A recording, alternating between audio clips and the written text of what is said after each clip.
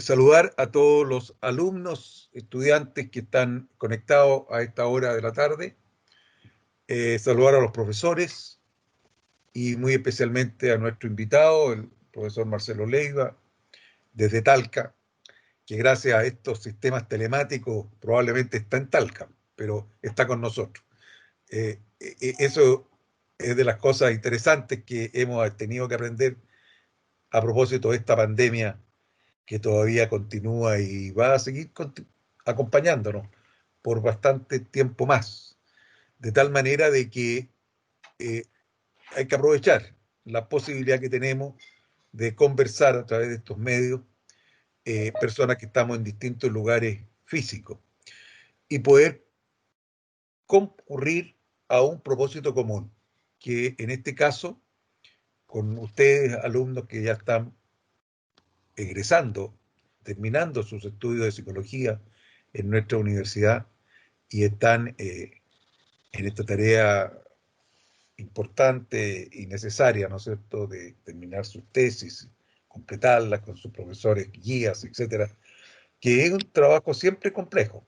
En cualquier parte que uno esté, sabemos que ahí se produce siempre un nudo entre los alumnos que están haciendo sus tesis y sus profesores guías, etcétera. Indudablemente que aquí, a través de estos procesos y de estos medios telemáticos, estamos aprendiendo todo.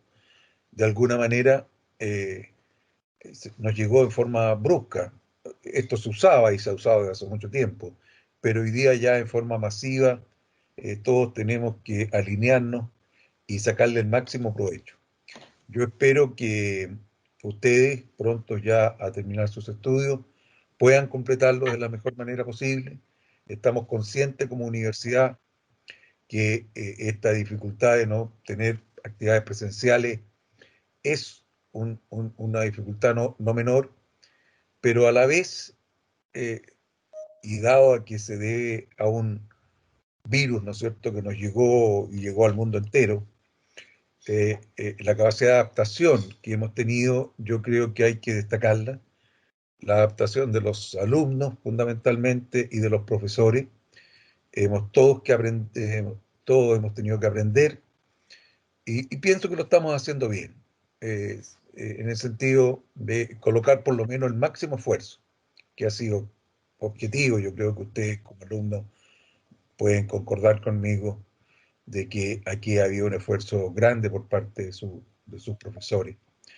Eh, y quiero destacarlo a ustedes, a los alumnos de quinto año, fundamentalmente, de que en este periodo van a ajustarse a su calendario académico original, dado a que no tuvieron pérdida de semanas de trabajo y estudio, y eso hay que destacarlo, que yo quiero atribuirlo en parte a la madurez que ustedes tienen, ya que están prontos a recibirse y ser psicólogos. Y ser psicólogo en este siglo XXI no va a ser para nada fácil. Nunca ha sido fácil. Pero yo creo que después de toda esta experiencia que estamos viviendo como humanidad, la salud mental, la salud mental personal, pero también colectiva, expresado en las agrupaciones de personas y por último en la comunidad misma, está claro y ya los indicadores están. Hoy día mismo en la prensa salía la cantidad inmensa de profesionales de la salud afectados de salud mental y en la población general. Esto es una realidad porque este confinamiento, nadie está preparado para estar 4 meses sin salir de sus casas. Y tantos cambios que nos han venido, y sobre todo la incertidumbre y el temor. Temor a enfermarnos, temor a que algún pariente cercano nuestro se enferme, o temor a perder el trabajo, o temor a que el día de mañana entonces nuestras instituciones donde trabajamos se vean con problemas. Y la incertidumbre y el temor, sin duda que lesiona la salud mental de todos nosotros. Por ello que yo estoy convencido que cada vez más se van a necesitar profesionales psicólogos y psicólogos bien preparados para atender a las personas en forma individual y a las colectividades, a las comunidades. yo agradezco a los profesores que me han invitado a esta jornada. Para mí, como decano de la Facultad de Ciencias de la Salud, siempre es una oportunidad poder referir y poder conversar con ustedes, pero en este minuto darles solamente la bienvenida y celebrar que puedan realizar esta actividad tan importante como la vislumbro con el invitado que tienen. Así que, sin más, agradezco esta invitación y me voy a quedar durante unos rato para escuchar y después me voy a tener que desconectar porque desgraciadamente tengo que participar en otras reuniones de carácter administrativo. Muchas gracias, profesores. Muchísimas gracias, decano. Queremos también invitar a Carolina Pessoa como nuestra directora de carrera de Psicología de Santiago también, para que nos dé algunas palabras Adelante. para comenzar con esta actividad. Gracias, Miguel, gracias, decano, por sus palabras. Bueno, yo no quiero extenderme mucho en el tiempo, sé que son tiempos precisos, estos que nos demanda el teletrabajo, ¿cierto? Y nos gustaría, por supuesto, escuchar y agradecer la presencia de Marcelo Leiva, el decano de la Facultad de Psicología de la Universidad de Talca, y al doctor Marcelo Navarro, también investigador de la misma universidad, que nos acompañan hoy en este tercer encuentro que realizamos con los estudiantes, o focalizado más bien en los estudiantes de cuarto año de nuestra carrera, ¿cierto? Y que están en su proceso de licenciatura. ¿Cómo llevar a cabo proceso de titulación en tiempo de pandemia? Un gran enigma. Esperamos salir con una respuesta de las mejores a partir de nuestros invitados, así que muchas gracias a todos los presentes, estudiantes y colegas que se encuentran el día de hoy con nosotros. Gracias.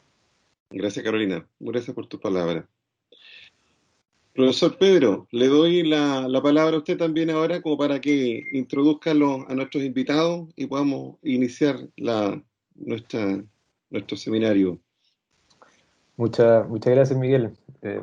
Bueno, tenemos hoy día estudiantes, profesores, profesoras.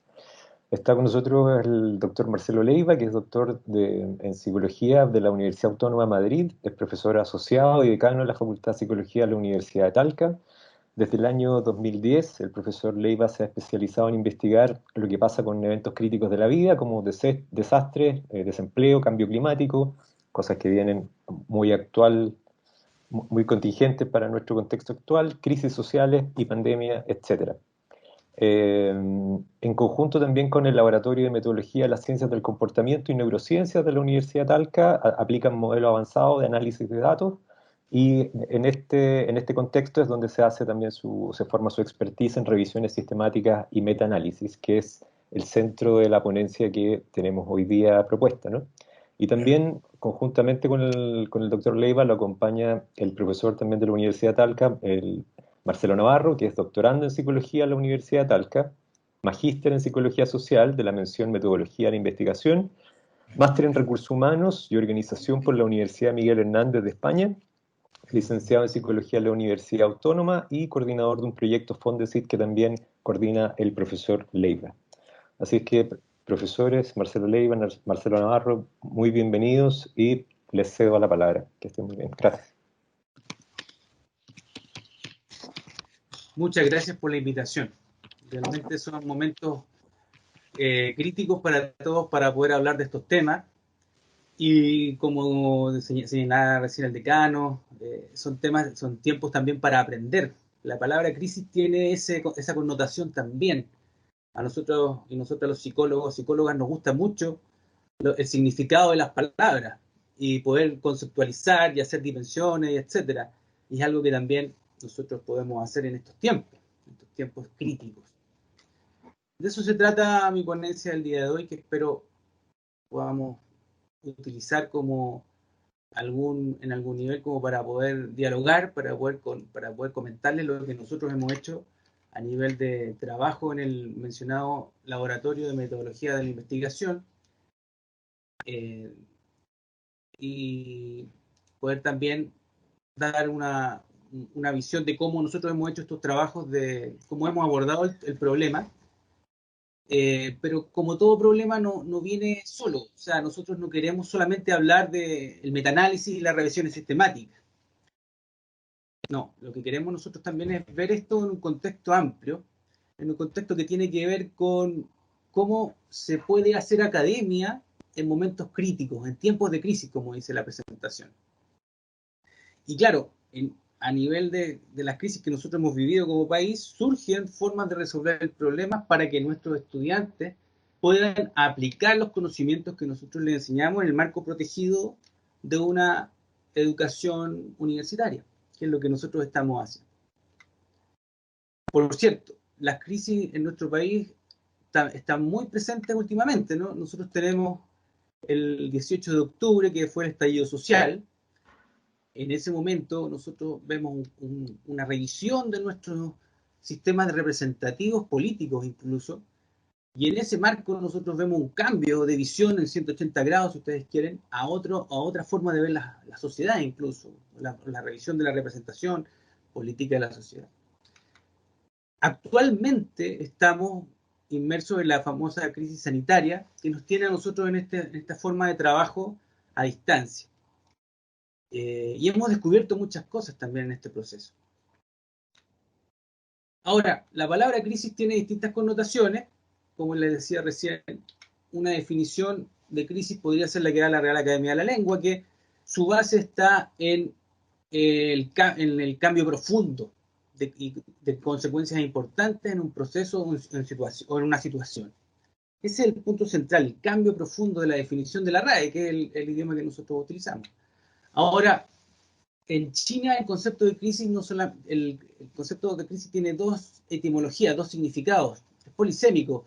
Por un lado tiene una parte de riesgo, peligro, y por la otra tiene la oportunidad, la suerte, el secreto. Toda crisis engloba esos dos elementos según el ideograma chino incluso. Viene también del griego, que tiene que ver con el concepto de decidir. Yo decido, yo separo, juzgo. En el fondo se toma una decisión en el momento de la crisis.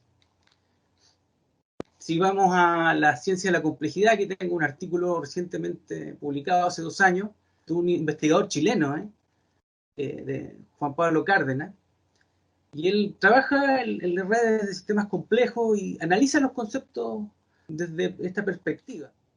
Y haciendo una investigación con respecto a lo que la gente le decía sobre las crisis y haciendo un diagrama de grafos, como el que estamos viendo, aparece justamente esta doble visión de la crisis. Por un lado el conflicto, el caos, la desorganización, y por otro la oportunidad, la transformación, el desarrollo. Esta doble oportunidad, la parte, si quiere usted, negativa o positiva, está unida por este concepto de riesgo que ven aquí. Claro, se toman riesgos en las crisis. La crisis ha acompañado a nuestro país desde hace mucho tiempo. Y las más recientes las tenemos en el 2011, por ejemplo, y siempre surge en el marco de la educación. Ahí tenemos las movilizaciones en el 2011 respecto a la educación gratuita y de calidad. Nosotros las recordamos bastante. Actualmente, el año 2018, más cercano, tenemos una crisis producto de la inclusión en la educación. Grupos postergados que quieren tener más derechos en su educación. También llegan a la Universidad de Talca estas crisis. La Universidad de Talca en el 2011, como se dice por ahí, fue la primera vez que esta universidad pública tuvo un paro de estudiantes, por ejemplo, antes no había tenido. Y desde ese momento también empiezan a haber más paralizaciones, más movilizaciones. Les mencionaba, las crisis ya nos acompañan, se han instalado también actualmente y tenemos un nuevo contexto de crisis. Y este contexto de crisis también, por cierto, tiene un efecto sobre la forma en que nosotros vemos la educación, que es el centro de nuestro trabajo académico cuando compartimos lo que sabemos con estudiantes, con la comunidad. Y en este contexto educativo nosotros vemos algunas nuevas ideas que emergen. Por ejemplo, una ética nueva, una ética de la inclusión social. Incluir grupos dentro de la práctica educativa. Actualmente estamos en un contexto educativo de educación sustitutiva a distancia. No le quieren llamar educación a distancia porque nuestras universidades son de educación presencial. pero estamos en una situación en la cual nos vemos obligados a utilizar un computador para poder, y las redes informáticas, la internet, etcétera, para poder hacer nuestro rol educativo. La semipresencialidad es algo que va a empezar a pasar seguramente ahora. Hemos descubierto que se pueden hacer muchas cosas desde la casa, desde otras instancias, fuera del aula, fuera de los espacios que para nosotros eran cotidianos. Y por lo tanto, eso va a quedar en algún nivel.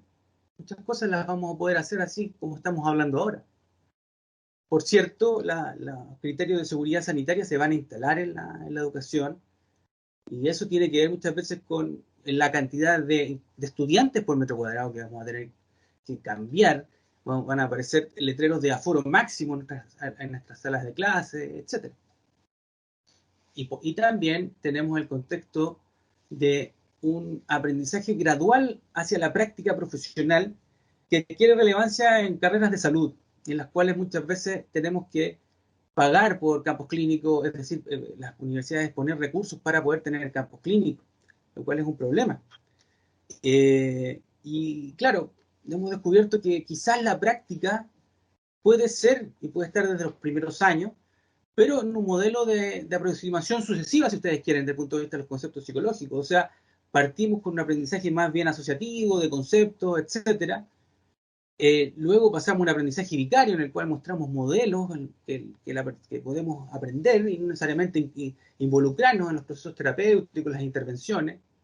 Luego un aprendizaje simulado que se puede llegar a un nivel de precisión muy certera, muy clara con respecto a contextos reales en un aprendizaje simulado.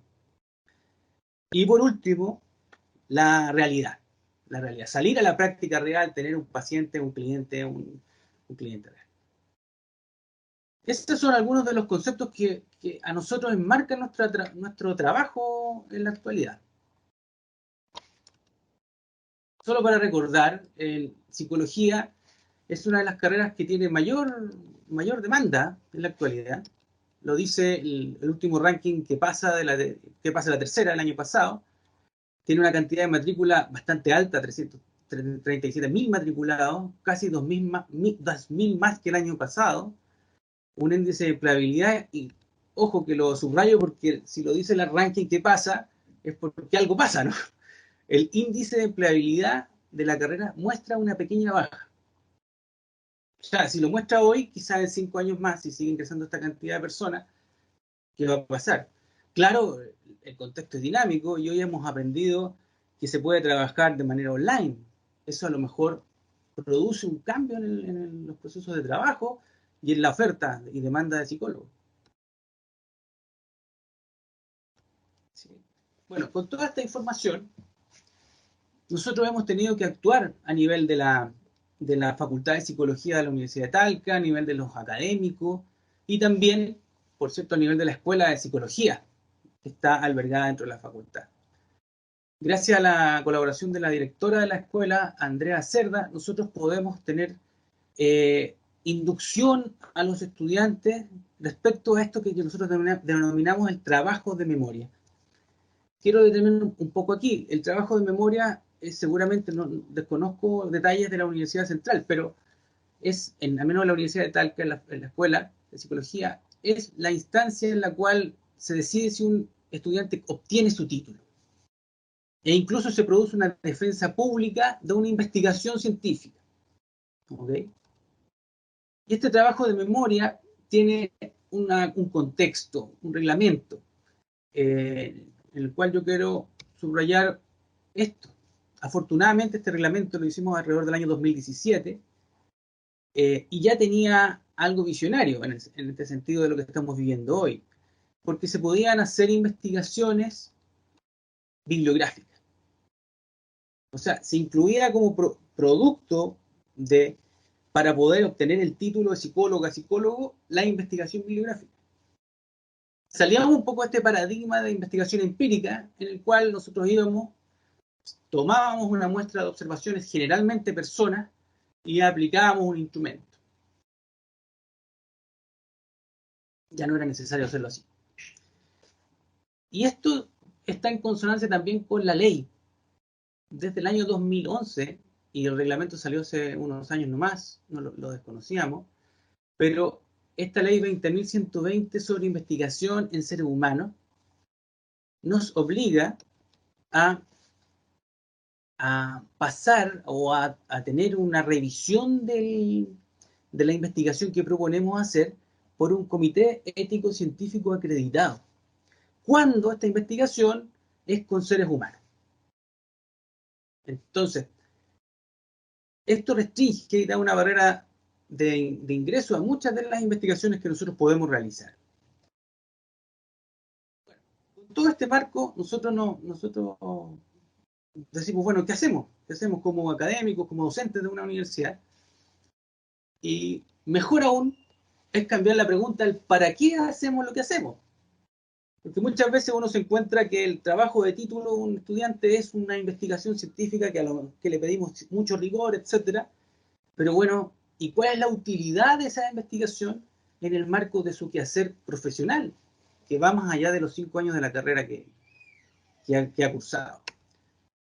Estos pueden ser algunos problemas que un estudiante en práctica podría tener, por ejemplo, y esto es donde nosotros me quiero detener porque las 4 preguntas que vienen a continuación se responden fácilmente desde la perspectiva de una revisión sistemática. Y que son preguntas bastante útiles para un estudiante que va a ejercer la profesión. La primera es saber, a lo mejor ese estudiante quiere saber cuál es el mejor tratamiento que puede dar para sus pacientes, por ejemplo. O sea, él aprendió muchas cosas en la universidad, tiene un conocimiento amplio, pero quiere saber qué tratamiento dar. Quiere equivocarse poco con lo que haga con las personas, lo cual habla bien de su visión de la profesión y también éticamente. También querrá saber qué intervenciones más efectivas para mejorar, por ejemplo, si están en un ámbito laboral, en un ámbito organizacional, el clima laboral. ¿Sí? Muchas veces nos pillamos haciendo diagnósticos de clima y después hacemos una intervención estándar, pero estamos haciéndolo bien, estamos haciendo una intervención que realmente resuelve un problema de esa organización. También podríamos querer saber antes si cuál es la probabilidad de que algo le esté pasando a cierto grupo de personas. Con esto es una pregunta que hace referencia a los factores que influyen en una intervención, por ejemplo. Si son hombres o mujeres, si el nivel educacional, etcétera. Una serie de factores que alguien podría traer a la consulta o personas que queramos intervenir. Y queremos saberlo a priori para saber qué elementos considerar para esos grupos específicos. Bueno, todas estas preguntas se pueden resolver con una buena revisión sistemática. Y de hecho podemos hacer algo que se llama la psicología basada en la evidencia desde esta perspectiva de la revisión sistemática.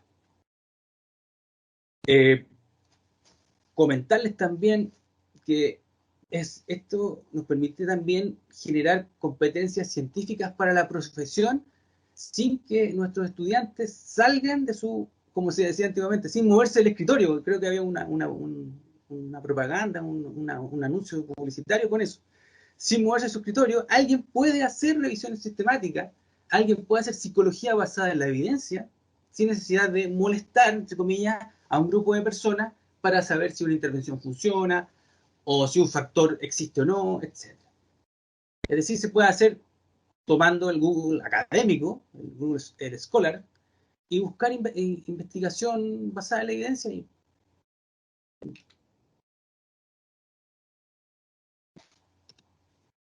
¿Cuáles son los objetivos de la psicología basada en la evidencia? El primero de ellos es encontrar estudios que comprueben el efecto de intervenciones psicológicas. O sea, si nosotros queremos que nuestros estudiantes aprendan a hacer psicología con efectos comprobados, digamos, hacia donde apunta la psicología basada en la evidencia, con menos error, digamos, tenemos que primero decirle, bueno, busque, mejor dicho, encuentre, porque ese es un objetivo de encontrar, encuentre intervenciones que sean efectivas, que comprueben su efecto. Ese es el primer objetivo. El segundo, le tenemos que pedir que encuentre estudios que identifiquen el efecto de factores en variables psicológicas. También existen una serie de factores que agrupan a personas que también tienen efectos sobre las variables psicológicas que queremos intervenir. Y más adelante nos vamos a dar cuenta que a veces uno cree que un factor es, pero en realidad cuando haces un metaanálisis, que ya vamos a ver también lo que es, te das cuenta que no es tan así. Un tercer objetivo que podemos utilizar en una psicología basada en la evidencia y que lo podemos hacer desde casa es encontrar estudios que apliquen el método científico para revisar otros estudios sobre los efectos de intervenciones o factores. Y estos son los estudios metaanalíticos. Esto apunta efectivamente a aquellos estudios que revisan otros estudios y que, sumando sus efectos conjuntos, considerando sus tamaños muestrales, obtienen una conclusión que va más allá de un único estudio. Y por último, todo proceso científico, y más el de psicología basada en la evidencia, requiere el cuarto objetivo, que es el análisis científico de los estudios. Y por científico me refiero a crítico, ¿eh? No quiero decir que sea un análisis cuantitativo, queremos descartar eso. Porque en una revisión sistemática vamos a encontrar estudios cuanti y estudios quali. Y vamos a tener que leerlos ambos, y vamos a tener que hacernos una revisión crítica de estos estudios. ¿Ok? Aquí tengo un ejemplo de Julio Sánchez Meca y Juan Botella, un artículo que ellos sacaron que lo tengo disponible para compartirlo con ustedes a continuación de la ponencia. Les voy a dejar a disposición los materiales de esta. Y en este artículo me llamó la atención esta tabla. Aquí aparece del 1 al 5 los niveles de calidad de la evidencia o prueba científica. Y si nos vemos solamente el 1, vamos a darnos cuenta que el metaanálisis de estudios homogéneos, o sea, de grupos de varianza parecida, digamos, que no son parecidos y comparables, de ensayos clínicos aleatorizados. Eso es el primer nivel de calidad de una evidencia científica. O sea, estudios que analizan muchos ensayos clínicos aleatorizados y que ven el efecto de un tratamiento sobre una variable dependiente. Eso es un metaanálisis. Es el análisis de análisis, el análisis de otros estudios que evalúan efectos. Por cierto, un paréntesis, decirlo ahora, los metaanálisis surgen como una solución matemática a un problema psicológico. De hecho, surgen en el marco de la psicología. Smith y Glass hace ya más de 40 años publican su primer metaanálisis sobre la depresión, sobre el efecto de los tratamientos en la depresión. Y ahí surgen estos metaanálisis. Y es el primer nivel de prueba científica, de calidad de la prueba científica. Y el segundo nivel, dentro del número 1B, digamos, está el tener un ensayo clínico aleatorizado con homogéneo, con un intervalo de confianza estrecho. ¿Sale? Por cierto, baja el nivel de calidad de la evidencia, es lo que buscamos nosotros, hasta niveles como la opinión de expertos, que estaría en el quinto nivel, ¿no? No quiere decir que no tenga calidad, pero es una calidad, por muy experto que uno sea, nuestra opinión es solo eso, porque lo que importa son los estudios controlados, etcétera, para poder determinar esta calidad de esto.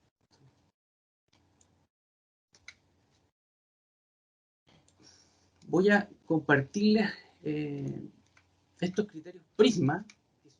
Existe un conjunto de ítems, de cosas que los expertos se fijan y prefieren para reportar revisiones sistemáticas y metaanálisis. Y se conocen con la sigla Prisma. Voy a ahora mismo compartirles un material que también lo vamos a dejar a disposición de todos ustedes para que, no sé si lo estamos viendo.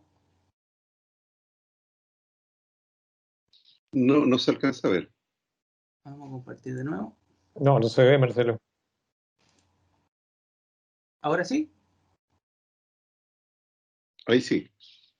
Ya, muchas gracias. Efectivamente, aquí tenemos una lista de chequeo de los elementos que un estudio debe tener y debe ser evaluado al momento de incluirlo en una revisión sistemática.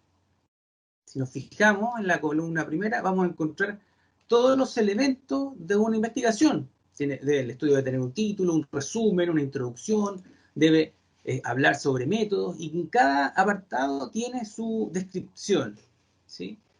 Y tiene el nivel en la tercera columna de presencia, ausencia y en qué página.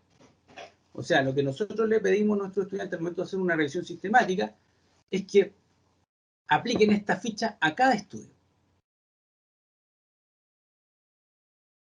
¿Sí?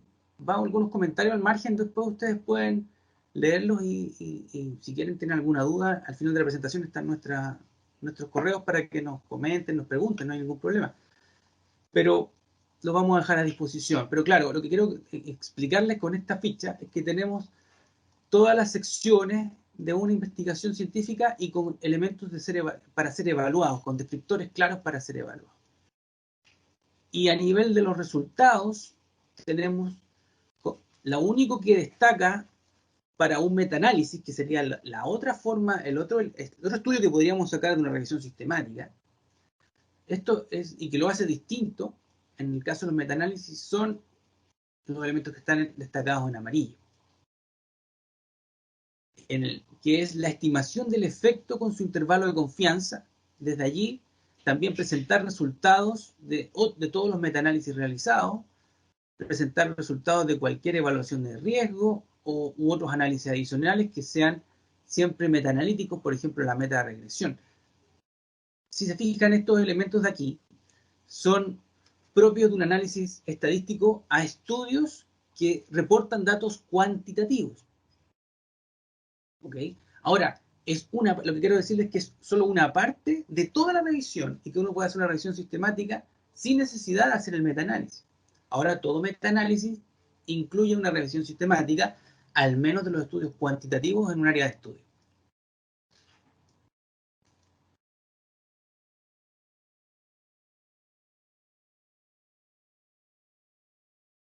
Una vez que identificamos cada estudio que queremos metaanalizar o revisar sistemáticamente, recordemos que la pauta Prisma nos permite hacer las dos cosas. Una vez que tenemos eso, nosotros podemos aplicar un diagrama de flujo para poder filtrar aquellos estudios que finalmente vamos a revisar sistemáticamente o metaanalizar. Este es el diagrama de flujo original de Prisma, pero se los voy a presentar en español, que también hay bastante información en los buscadores de internet respecto al tema. Este es un estudio en español que reporta esta misma diagrama de flujo Prisma, pero en español quizás es más sencillo de comprender. Tenemos la etapa de identificación de los estudios, en el cual siempre hay un número de registro, ¿eh? Y ustedes tienen que siempre hacer una decisión en el momento de cribar, es decir, hay estudios que van a salir, se van a eliminar.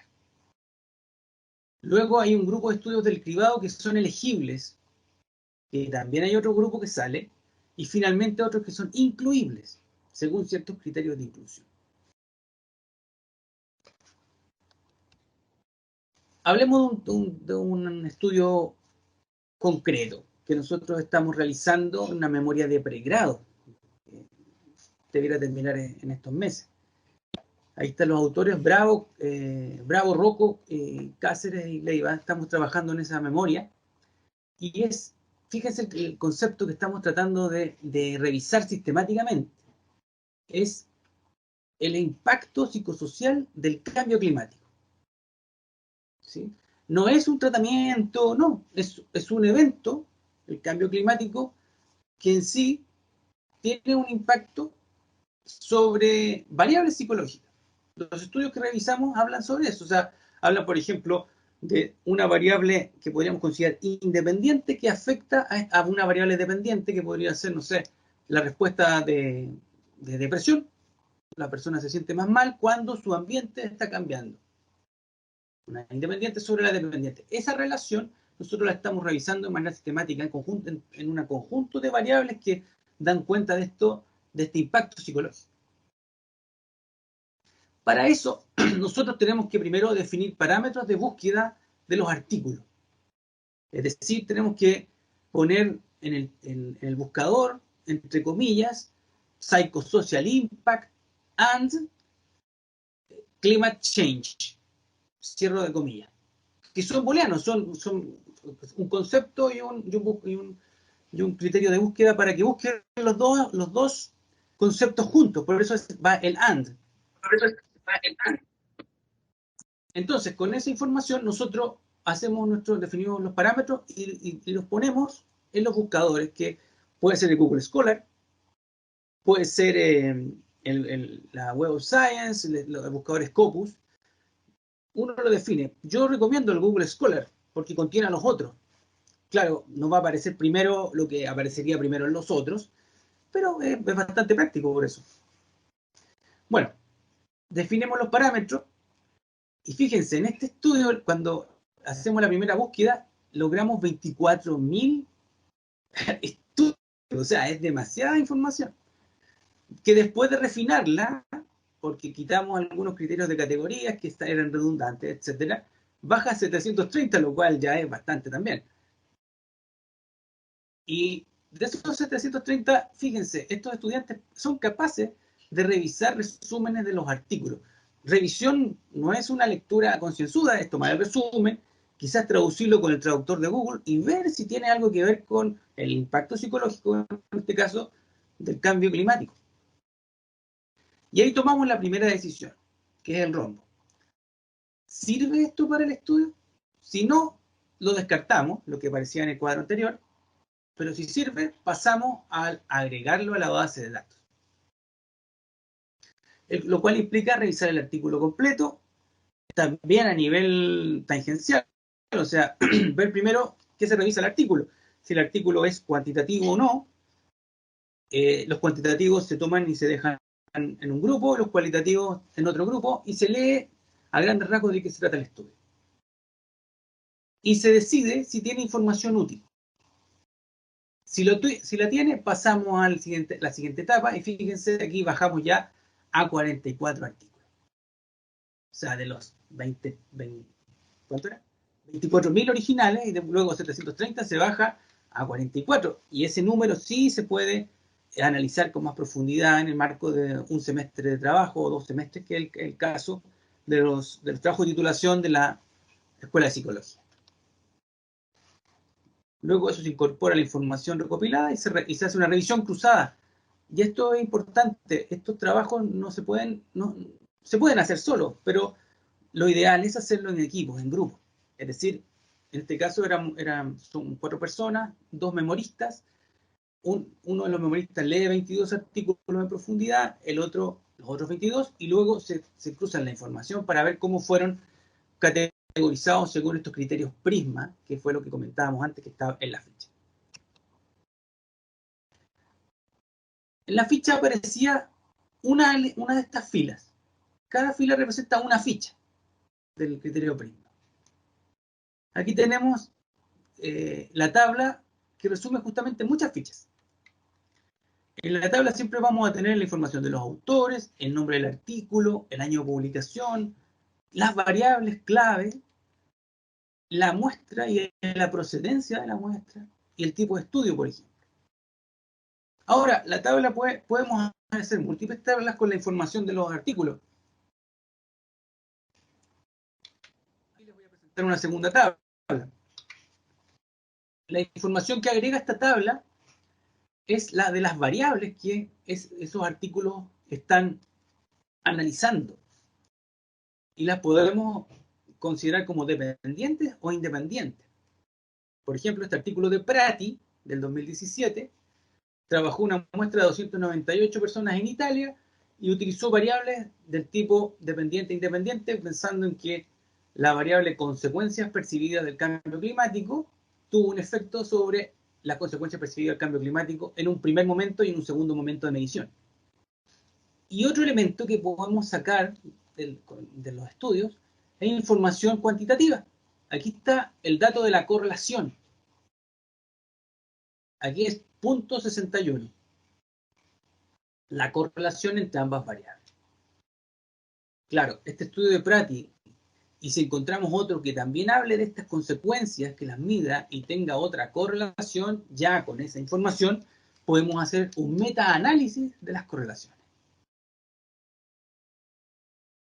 Ahora, insisto, tenemos que hacer la revisión sistemática antes para llegar a estos criterios numéricos que nosotros incorporamos dentro de una misma tabla. Esta es una tabla que es la continuación de la otra.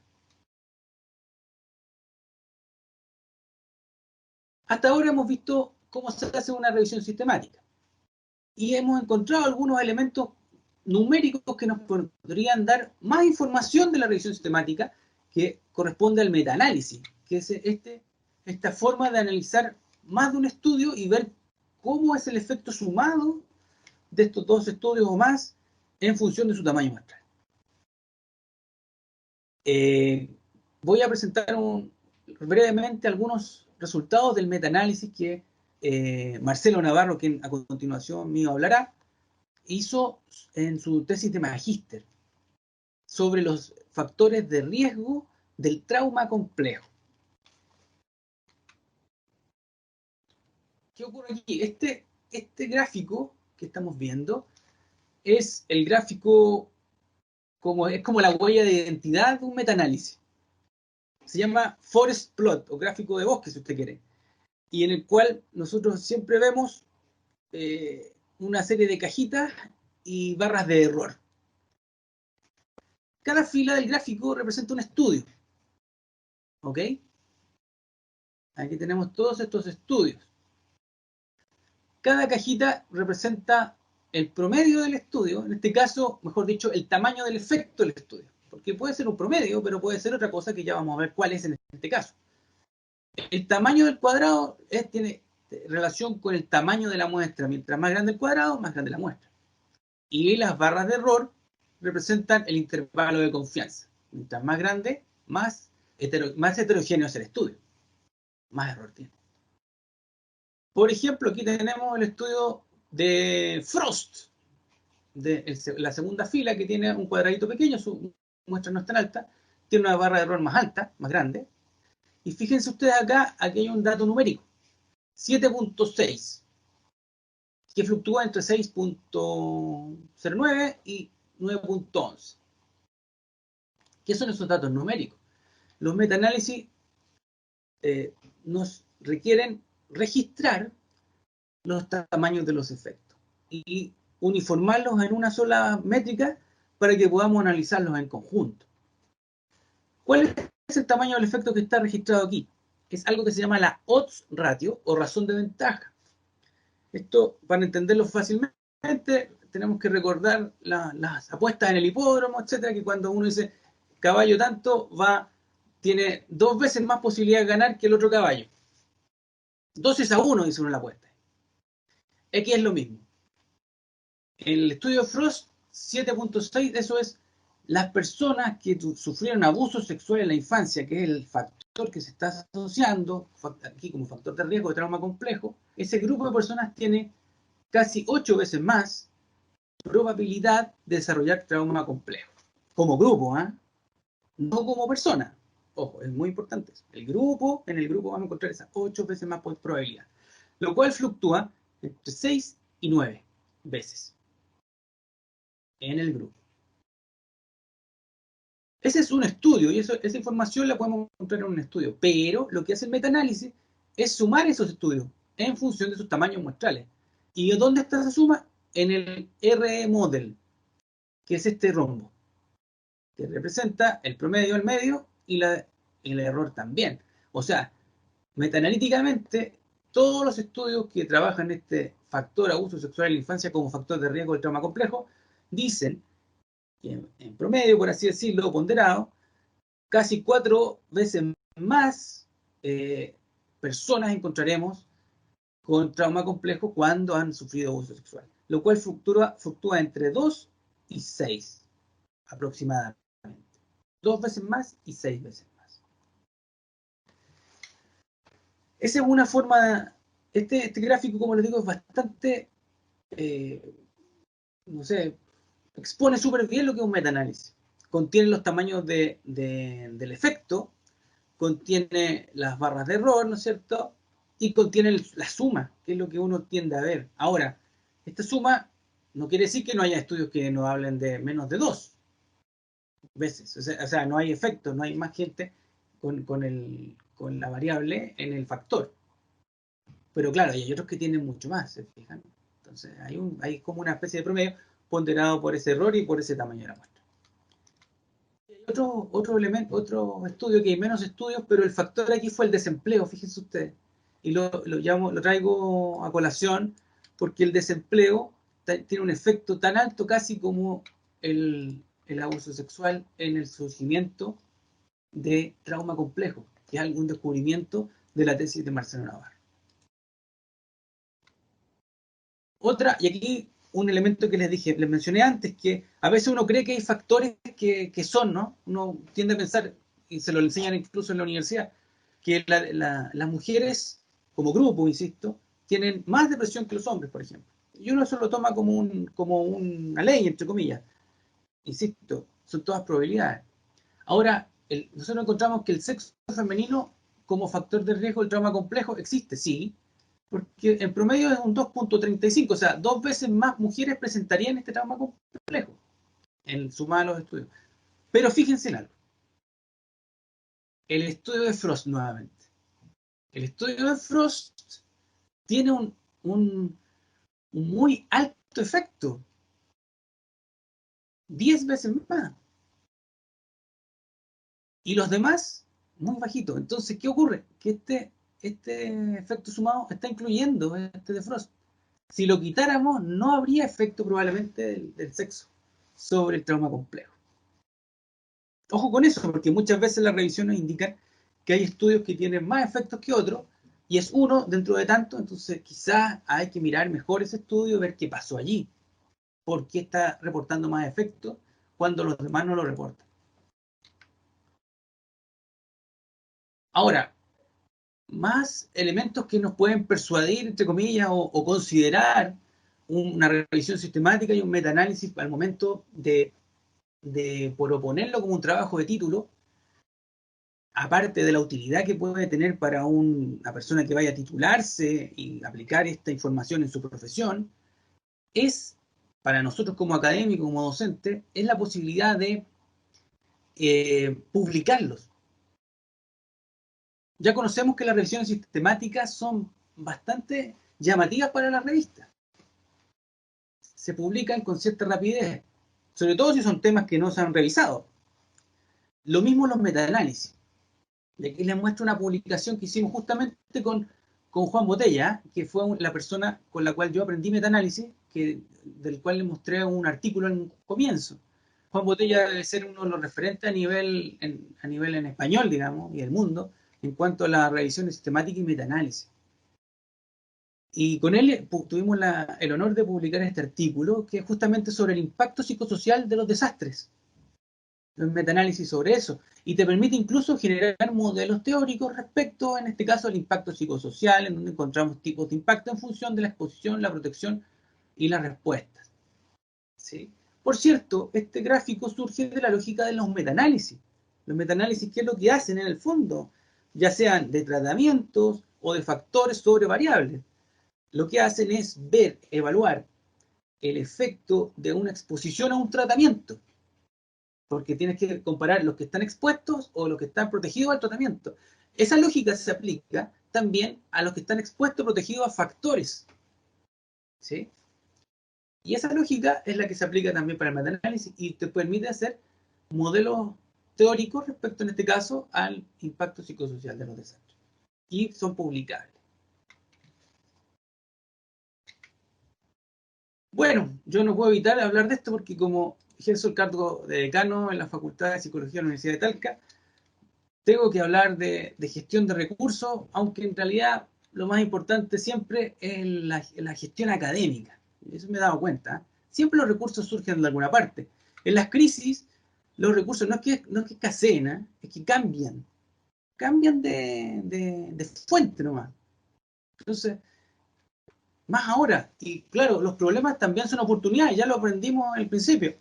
Entonces, la gestión de recursos, y recordando la charla que dio la directora de la Escuela de Psicología a sus estudiantes para hacer la memoria, o sea, el trabajo de título, nosotros reportamos actualmente un total de 26 procesos de memoria, ya sea individuales o de grupos de A2, y de los cuales hay 5 revisiones sistemáticas.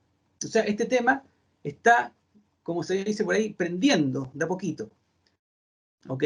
Claramente, la posibilidad de hacer una investigación en el contexto de tu casa, con la internet que tienes, buscando la información que tienes, etcétera, es llamativo. Más aún si es útil y si te va a permitir aprender cosas nuevas y útiles para tu profesión. Ahora, con respecto a cómo nosotros hacemos esto, quiero darle el pase a Marcelo Navarro, quien realiza su tesis doctoral justamente realizando no solo metaanálisis, sino que también una serie de estudios vinculados con el trauma complejo. Queremos hacer con él también un ensayo clínico y claro, partimos siempre con revisiones sistemáticas y metaanálisis. Y esto se hace también no solo, lo hacemos junto al laboratorio de los miembros del Laboratorio de Metodología para la Ciencia del Comportamiento y la Neurociencia, que está recién en su primer año de funcionamiento en la Universidad de Talca. Ahí están mis datos también y con mucho gusto dejo con ustedes a Marcelo. Gracias, profesor. Gracias también por la invitación.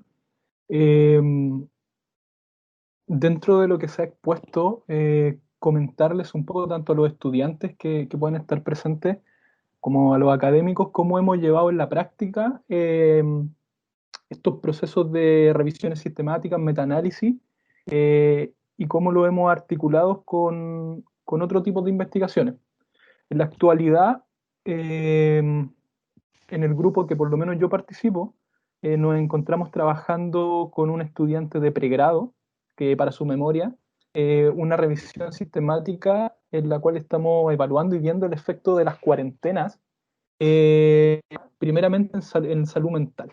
Muy probablemente este término de salud mental también lo vamos a ir acotando, pero estamos estudiando el efecto de las cuarentenas en salud mental.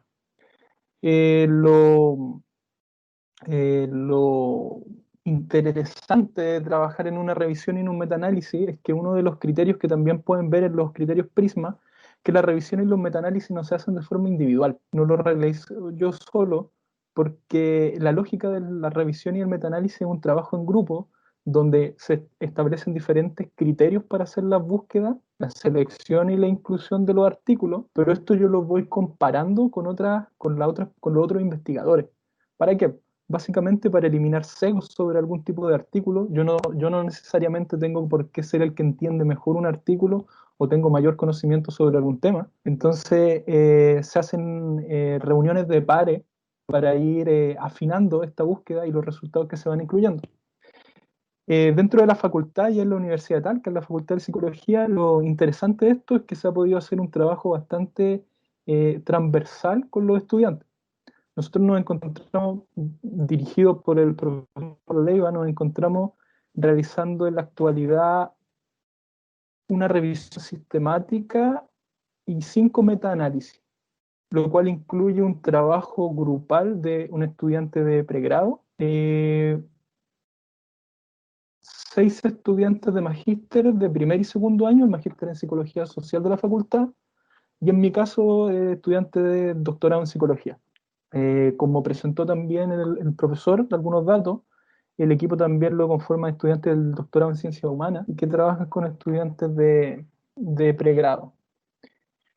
Así que el trabajo que tiene el estudiante de pregrado, siento yo y pienso también, es gratificante no solo porque va a estar aprendiendo una metodología que no necesariamente se enseña en pregrado y tampoco necesariamente se enseña en algunos estudios de posgrado. Por ejemplo, yo mismo que cursé el magíster, no son metodologías que estén en las mallas comúnmente, pero ese estudiante de pregrado, el estudiante de magíster, tiene una interacción con otros estudiantes que también es enriquecedora. Hablando de mi tema de tesis un poco para conceptualizar algunos, nosotros con el profesor dentro de su proyecto Fonda, si nos encontramos si existen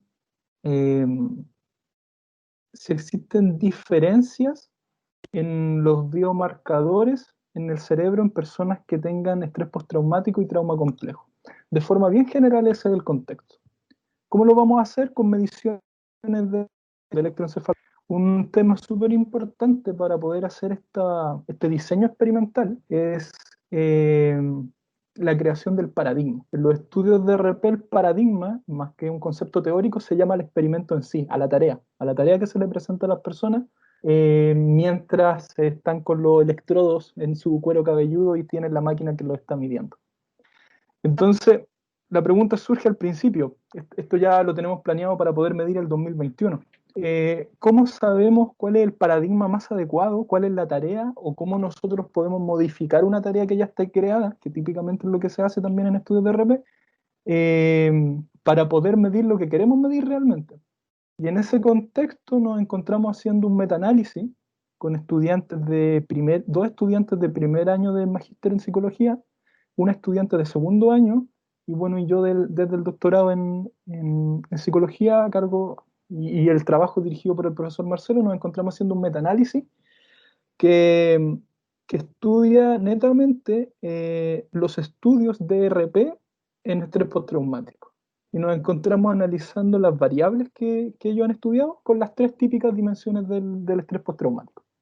Y ese análisis nos está otorgando la información para crear este paradigma, ya para poder hacer las mediciones, esperemos, el 2021.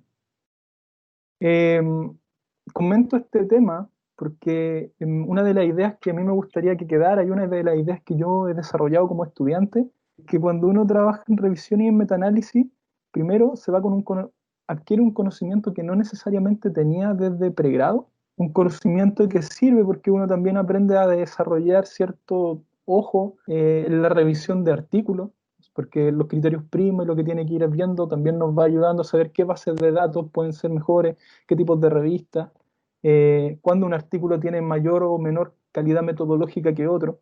Pero los metaanálisis y revisiones son trabajos, como ya dije, colaborativos. Estos trabajos colaborativos nos ayudan a interactuar con otras personas, en el caso en la Facultad de Psicología, en distintos niveles de estudio, pregrado, magíster y doctorado, para desarrollar investigaciones que son, creo yo, bastante potentes y que tienen continuidad en el tiempo, como les puedo mencionar.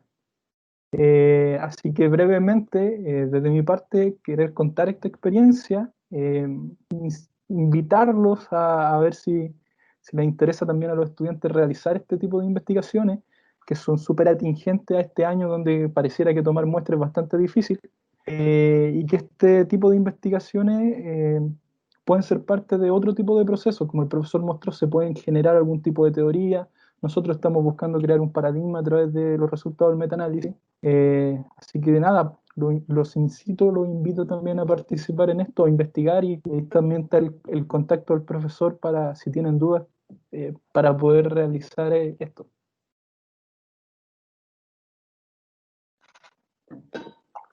Muchas gracias, Marcelo.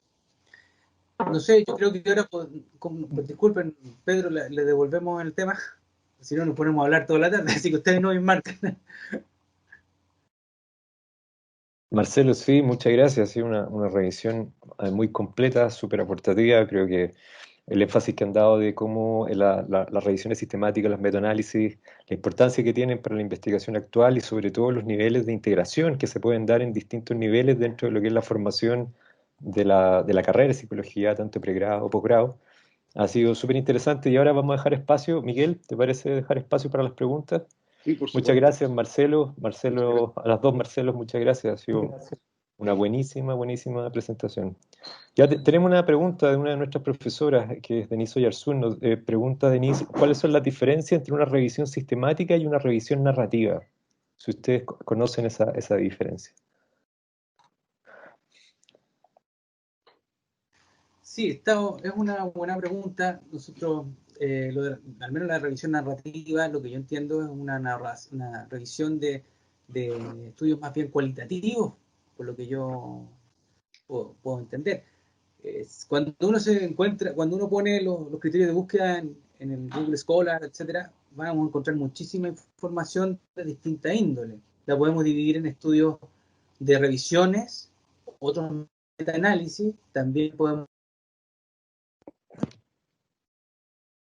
encontrar. Ahora, la revisión sistemática incluye todo eso en un grupo. No sé De acuerdo, Marcelo. No sé si Marcelo a lo mejor tiene algún... ¿Ya? Dentro de eso, en los últimos años, en la lista de check que muestra el profesor es del 2009, Prisma ha tratado de, creo yo, cada vez estructurar más los criterios para la búsqueda, inclusión o exclusión de artículos, y las revisiones sistemáticas siguen una lógica bien rigurosa de lo que debe contener. No sé si las revisiones narrativas se enfocarán en lo mismo o se enfocarán más en focos cualitativos del artículo. Como decía bien el profesor, una revisión sistemática puede incluir tanto artículos cuantitativos como cualitativos para un proceso de análisis posterior. Claro. Sí. Por lo cualitativo me refiero que alguien podría tener una opinión respecto a un tema. Sí, y esa opinión publicarla incluso en revistas hasta a veces indexadas. No siempre esa opinión está del todo fundamentada o exhaustiva, mejor dicho, exhaustivamente fundamentada, porque uno puede saber mucho y dar una opinión. Ahora, si hice la revisión de eso sistemática, es otra cosa distinta. Las revisiones narrativas tienen que ver con esa forma de opinar en torno a temas de expertos. Y claro, es una opinión desde el punto de vista más bien cualitativo, ¿no? Puedes poner cifras, etc. También podríamos encontrar estudios cualitativos en una revisión sistemática, ¿eh? Y eso también los podemos revisar y podemos obtener información bien importante. Lo que quiero decir es que también las opiniones y los datos cualitativos son importantes al momento de entender un concepto, ¿ya? Quiero dejar bien claro eso porque cuando uno se fija en el metaanálisis, a mí me gusta mucho porque son análisis cuantitativos, es un tema personal, pero no quiere decir que no podamos realizar los cualitativos. ¿Sí? No quiere decir que no podamos incluir las opiniones de otros expertos para conocer, para entender. Muchas gracias, Marcelo. A ambos, Marcelos. Miguel. No, yo también estoy muy contento, digamos, no sé si hay más preguntas, sería interesante, digamos, igual yo sé que estamos como en el tiempo, era como hasta las 3 la actividad. Pasamos. No, yo me entretuve mucho, le agradezco. No, está bien. Yo la verdad que muy tremendamente agradecido porque creo que la presentación tuya de ambos ha sido completísima y nos ha dado varios elementos, también has aportado con material bibliográfico que nos va a permitir profundizar tanto los profesores como los estudiantes. Va a ser como una innovación un poco iniciar con este trabajo en pregrado, porque muchos lo asociaban con trabajo de investigación en magíster y doctorado, pero por lo que ustedes señalan perfectamente algo que se puede hacer también durante el pregrado. Sí, de hecho, así como para hacer una división bien somera, las revisiones sistemáticas las dejamos para el pregrado, porque los metaanálisis requieren un conocimiento de estadística un poquito mayor que el que se ve en pregrado. Ahora no quiere decir que no podamos hacerlo en pregrado, ¿eh? No. Pero como no lo hemos implementado todavía nosotros así.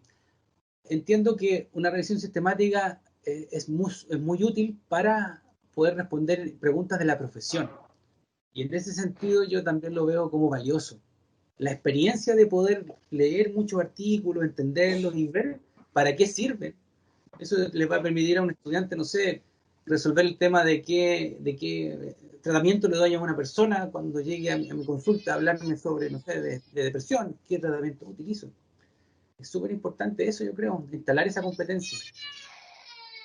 Me parece que había una mano levantada del director de carrera de La Serena, de Marco Cofré. Estaba pidiendo la palabra.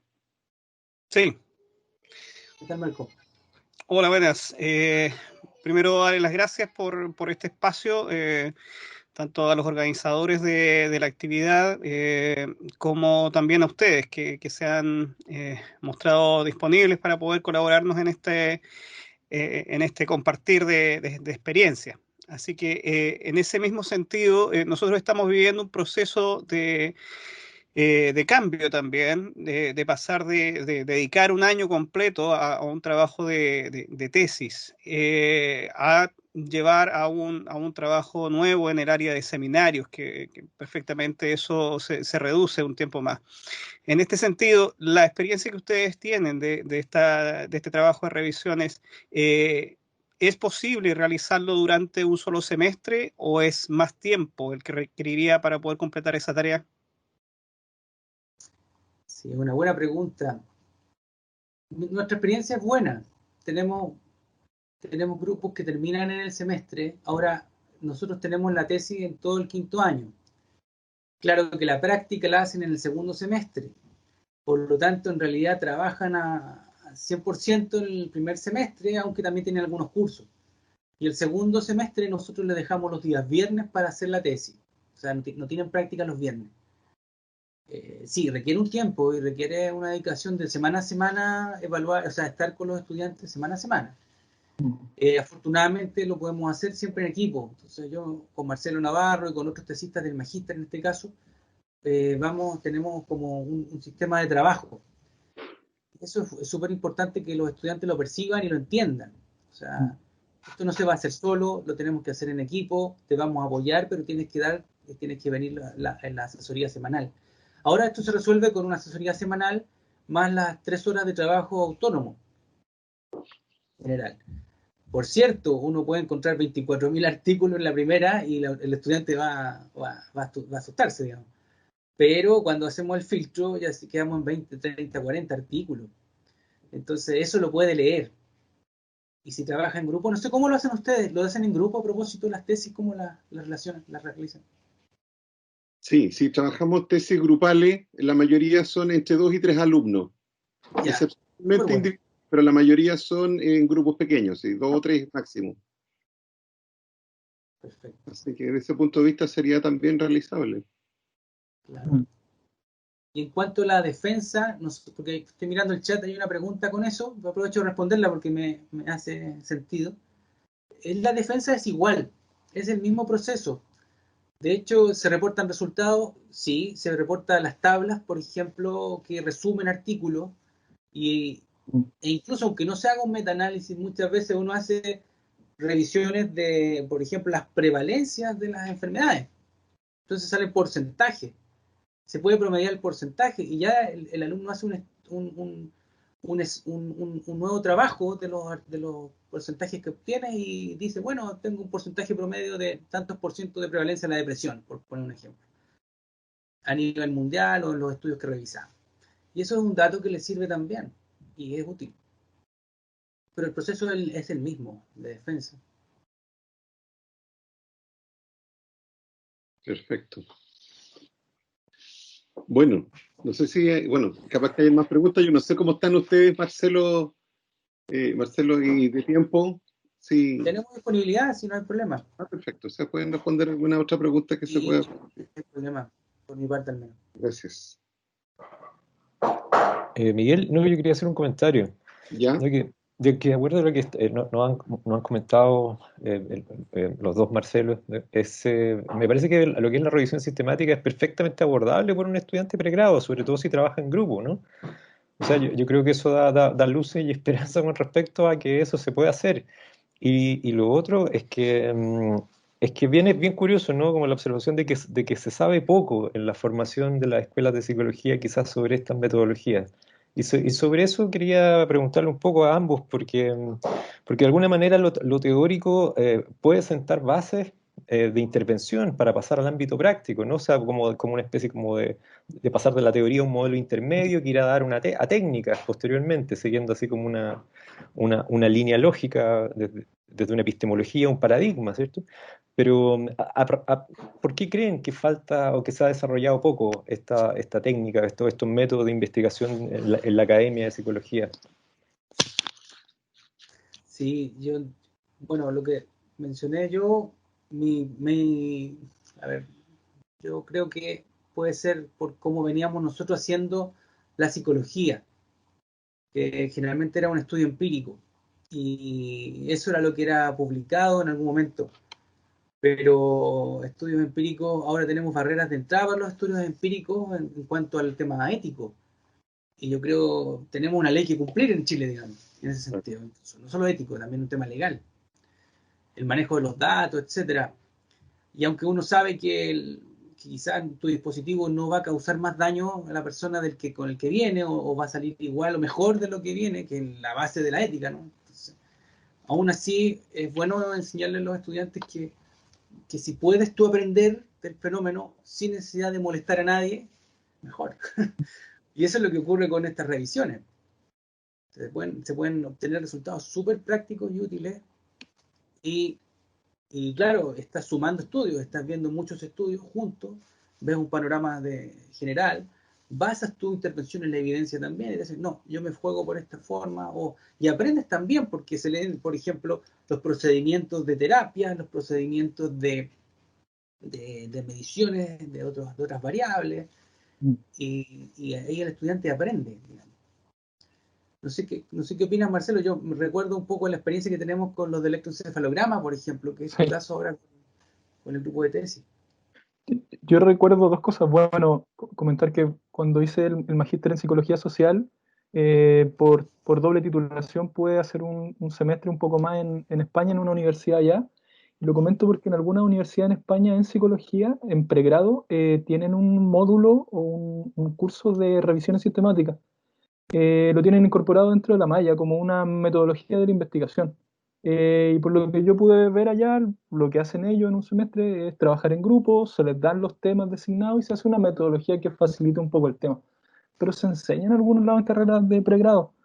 Eh, Como dijo también el profesor Leiva, y lo que hemos podido ver al realizar un metaanálisis, una revisión es súper interesante, porque a veces cuando uno está o quiere aprender de un tema, bueno, uno va a alguna base de datos media certera, conoce revistas, etcétera, y empieza a leer algunos artículos que han tomado muestras y saca algunas conclusiones. Pero, por ejemplo, uno de los diagramas que mostró el profesor, que era específicamente si el sexo femenino era una variable que podía tener algún efecto o para posiblemente desarrollar el trauma complejo. Si nosotros, por ejemplo, solo hubiéramos visto el estudio de Frost, hubiéramos pensado inmediatamente que sí, porque ese estudio indicaba que la probabilidad aumentaba en 2 veces. Nosotros en ese gráfico después, en la tesis, hicimos algo que dentro de los metaanálisis se ve, hicimos un análisis de sensibilidad, que básicamente es ir subtrayendo los estudios y ver el efecto global, pero de forma individual. O sea, sacamos el estudio y veíamos el efecto global. Nosotros cuando sacamos el estudio de Frost nos dimos cuenta que realmente el sexo femenino no tenía una relación directa con el trauma complejo y que este estudio tenía una valoración tan alta o puntuaba tan alto porque la muestra, que si bien era de mujeres con trauma, tenían un contexto de refugiados de guerra, etcétera, etcétera, que los otros estudios no presentaban. Entonces, el hacer una revisión y hacer un metaanálisis también nos da una minuciosidad en los resultados, que a veces cuando uno pueda leer o pueda investigar bastante de un tema y me enfoco a lo que uno hace en pregrado, a veces a lo mejor no podemos llegar a hacer distinciones tan precisas, porque en realidad no estamos haciendo una revisión, o sea, estamos buscando literatura que apoye nuestro marco teórico, que apoye nuestra discusión, pero en este ejemplo que doy, nos sirvió claramente hasta el año de búsqueda que lo hicimos, porque la revisión y los metaanálisis uno le establece una fecha límite de búsqueda, que hasta el momento los estudios no reportarían que existe un efecto entre el sexo y el trauma complejo, por ejemplo, así como aportando un poco al tema. Y como finalizando eso, yo creo también, como lo hemos hecho y como lo ha dirigido el profesor, sí se pueden hacer revisiones en un semestre en carreras de pregrado y como lo que yo pude ver afuera también, en otros lados se hace y el curso está instaurado como una metodología más de la investigación. Tenemos otra pregunta, parece ahí. Una mano levantada. Bastián Panarés. Sí. Hola, buenas tardes. Sí, tengo una duda. Con respecto a la revisión sistémica, ¿cómo cuánto tiempo lleva más o menos llevar a cabo tanto la revisión de los artículos y la clasificación? Gracias por la pregunta. Algo ya respondió Marcelo recién, pero efectivamente se puede hacer en un semestre. No lo hemos nunca calculado en términos de tiempo, porque además dependerá del fenómeno. El caso del que les mencionaba en la presentación es un grupo que ha estado trabajando un año, pero claro, también hay factores del grupo. El grupo se puede demorar más, etcétera. Pero es un trabajo que se puede abordar con los créditos universitarios en el último año, para hacer una memoria, ¿sí?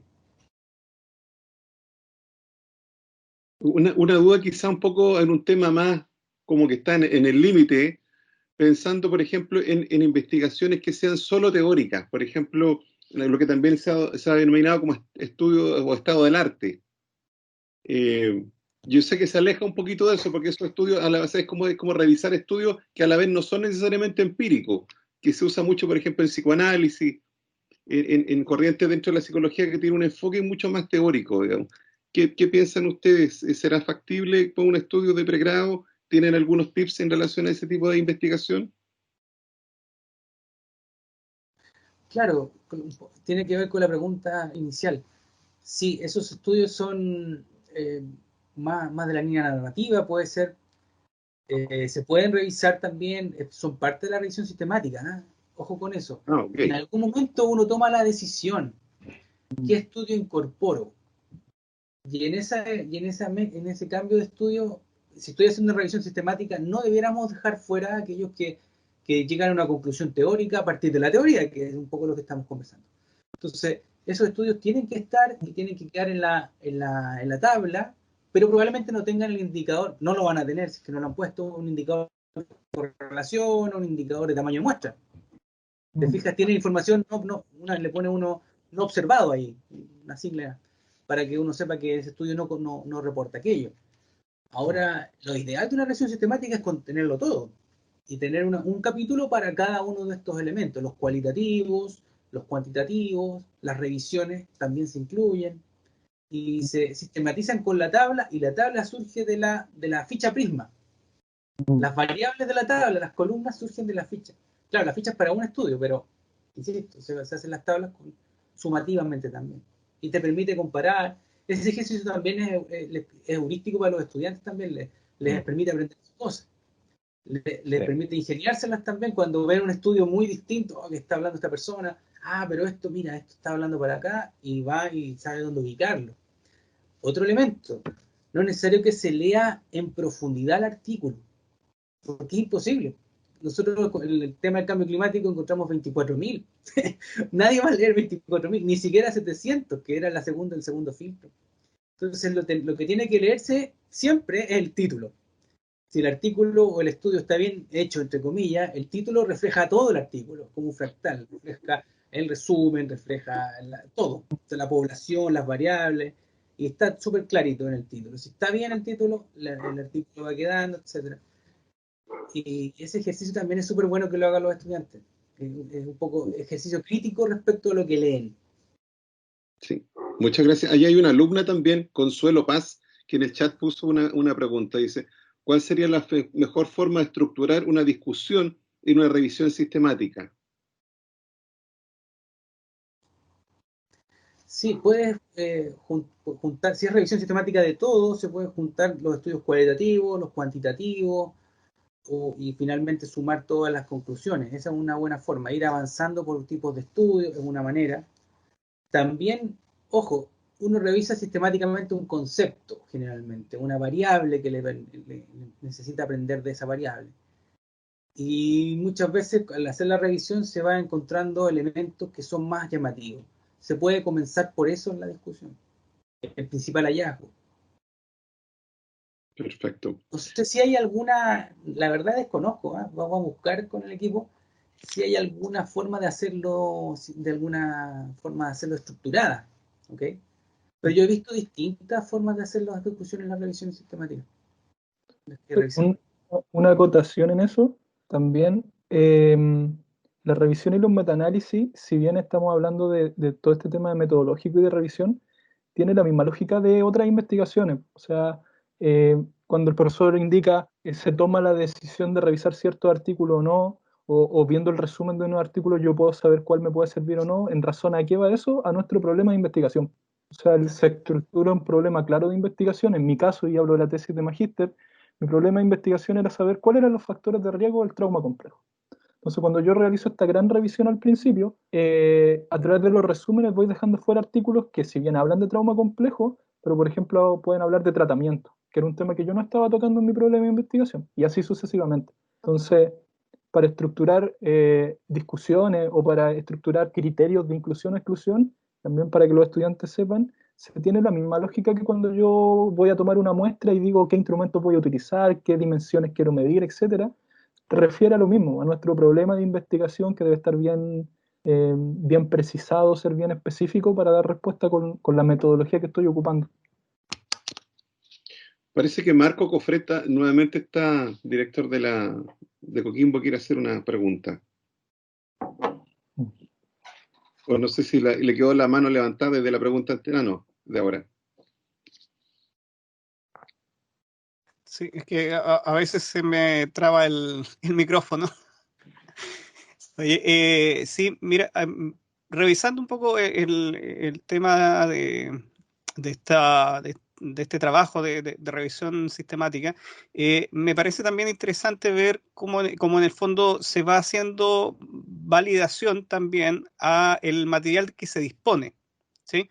Porque si lo que vas a hacer es en el fondo ocupar solamente algún nivel de esta investigación, ya sea porque aparece en tal o cual revista o porque está considerado como un estudio, como un trabajo del doctorado de otra persona o del magíster de otra persona, ¿cómo llegas en el fondo a definir cuál es el material que realmente te va a servir para y que vas a validar en tu investigación a la hora de decidir con qué te quedas y con qué vas a dejar afuera de la revisión que estás haciendo? ¿Sí? ¿Cuál es el carácter de la calidad de ese trabajo como para poder definir si te quedas o no con él?